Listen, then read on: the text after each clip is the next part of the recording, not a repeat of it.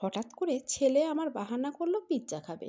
আর আমি পিৎজা তৈরি করার জন্য ঘরে যদি একটু চিকেন আর চিজ থাকে তাহলে আর কি থাকলো না থাকলো এসব আমার দেখার নাই। আমি কিন্তু পিৎজাতে তেমনভাবে যখন মানে ঘরে অন্য কিছু না থাকে আমি কিন্তু সেই চিকেন আর চিজ থাকলেই আমার পিৎজাটা ঝটপট আমি তৈরি করে নিতে পারি। প্রথমে ডোটাকে আমি একটা পিৎজা ট্রেতে সেট করে নিয়ে কাঁটা চামচ দিয়ে কেটে দিচ্ছি। আর এখন আমি দিয়ে দিব উপর থেকে টমেটো সস। পিৎজা সসটা আমার ওই মুহূর্তে তৈরি করা ছিল না, আর আমার তৈরি করতেও সময় নেই, এই জন্যই আমি এখন টমেটো সস দিয়েই করে নিচ্ছি। ওই যে আমি প্রথমেই বলেছিলাম ছেলে আমার পিৎজা খাবে, আমি ঝটপট যেভাবে করা যায় চিজ আর চিকেন দিয়ে আমি ঠিক সেইভাবেই করেছি।